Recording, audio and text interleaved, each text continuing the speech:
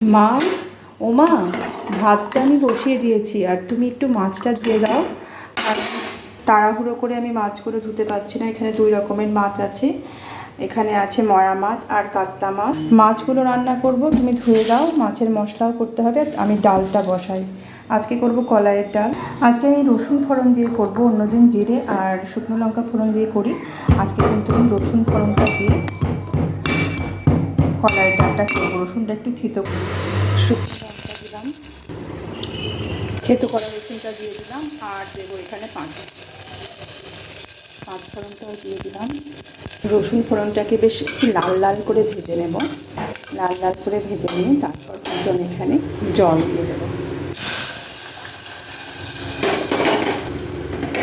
তারপর আমি কলাইগুলো দিয়ে দেবো, কলাইয়ের ডালটা, ভাজা কলাইয়ের ডালটা দিয়ে দেবো।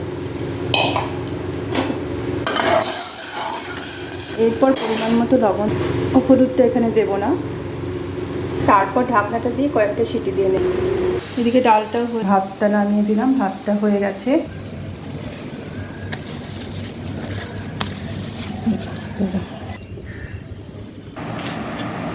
গাছের অনেকগুলো শাক হয়েছিল, লাউ শাক, লাউ পাতা, মিষ্টি কুমড়োর ফুলও একটা পেলাম, মিষ্টি কুমড়ো আর পুঁই পাতা, বৃন্দাবনী পালং, এগুলোর একটু শাক করে নেবো আজকে। ভালো করে ধুয়ে ফুটে নিচ্ছি। এরপর শাকটা রান্না করার জন্য এখানে পাঁচ ফোড়ন আর শুকনো লঙ্কা ভেজে, এবার রসুনটাকে একটু থেতো করে নেবো আর একটু পেঁয়াজও দিয়েছি। এটা একটু থেতো করে নিয়ে এর ভিতরে দিয়ে দেবো। পেঁয়াজ রসুনটা একটু ভাজা ভাজা হয়ে এলে আমি শাকটা দিয়ে দেবো। শাকের সাথে ফুলটাও কেটে দিলাম। ফুলটা ভেবেছিলাম বড়া করবো, কিন্তু তার আর সময় হলো না। তো শাকের সাথে ফুলটাও কিন্তু আমি ভাজা করে নিচ্ছি। ফুলটাকে কিন্তু বেসন দিয়ে বা ডাল বাটা দিয়ে, মসুরির ডাল বাটা দিয়ে বড়া করলে কিন্তু তেল দিয়ে ভেজে খুব ভালো লাগে। পরিমাণ মতো লবণ, হলুদ আর একটু মিষ্টি এখানে দিয়ে দেবো।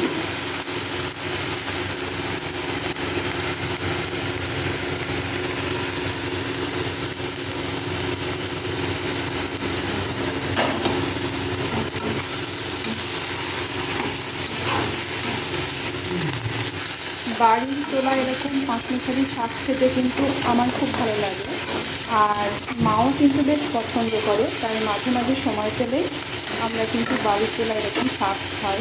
একটু পরিমাণ মিষ্টিও দিয়ে দেবো এখানে। আমি শাকটা মিষ্টি মিষ্টি করলে ভালো লাগে। শাকটা একটু আমি ভাজা ভাজা করলাম, শাকটা রান্না হয়ে গেছে। এবার শাকটা হয়ে গেলে আমি মাছটা বসিয়ে দেবো। এরকম করে ভাজা ভাজা শাক খেতে কিন্তু খুব ভালো লাগে, আর শাকটা একটু মিষ্টি মিষ্টি হয়। মাছটা রান্না করার জন্য তেলটা দিয়ে দিলাম কড়াইতে গরম করার জন্য। আর এবার মাছগুলো আমি ধুয়ে রেখেছি, এবার লবণ হলুদ মেখে নেব।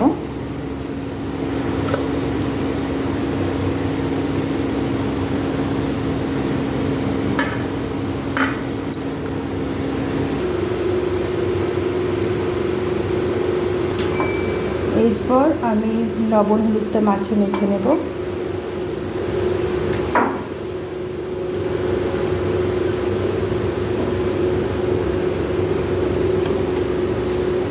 আর তারপর আমি মাছগুলোকে ভালো করে লাল লাল করে ভেজে নেব।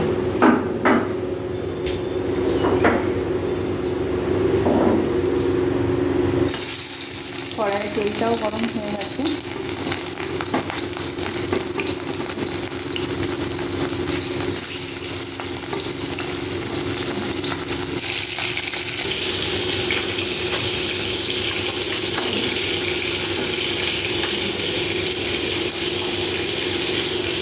মাছগুলো ভালো করে লবণ হলুদ মাখানো না হলে কিন্তু এটা ঠিক করে না মাখানো হলে কিন্তু লবণটা ঢোকে না, খেতেও তখন অতটা লাগে না।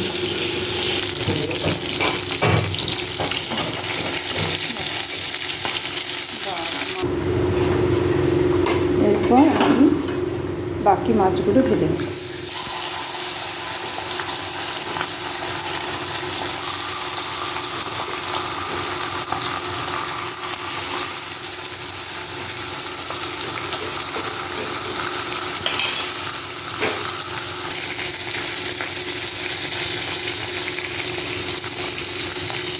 আর একটু পরিমাণে তেল আমি দিচ্ছি, কারণ তেলটা একটু কম কম লাগছিল। প্রথমে তেলটা একটু কমই দেওয়া হয়েছিল। মাছ হচ্ছে একটু বেশি তেল না হলে ভাজা হয় না।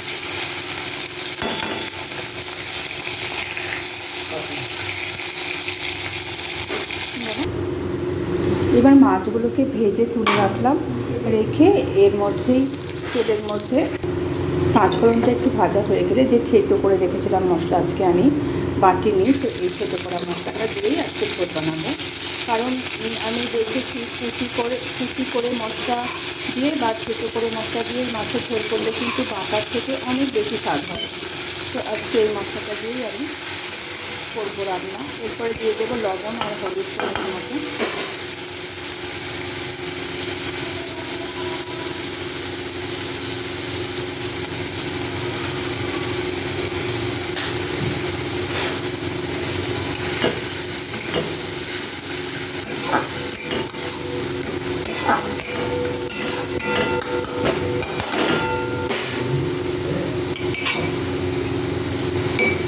একটু ধুয়ে এটা জলটা দিয়ে দেবো।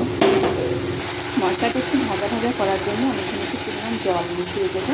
তারপর মশলাটাকে কিছুক্ষণ সময় ধরে কষিয়ে নেবো। এখানে টমেটো থাকলে তো খুব ভালো হতো, আর আমার কাছে টমেটো ছিল না, আর আজকে আর দেওয়া হলো না। দেখুন মশলাটা ভাজা হয়ে গেলে জল দিয়ে দেবো। জলের পরিমাণটা খুব একটা আমি দেবো না, কারণ আমার ডাল রান্না হয়েছে। এবার জলটা একটু ঝোলটা ফুটে আসলে আমি কিন্তু মাছগুলো একে একে এখানে দিয়ে দেবো। সেটাকে কেটে এবার আমি একে একে মাছগুলো দিয়ে দেবো। ঝোলটা ফুটে গেছে।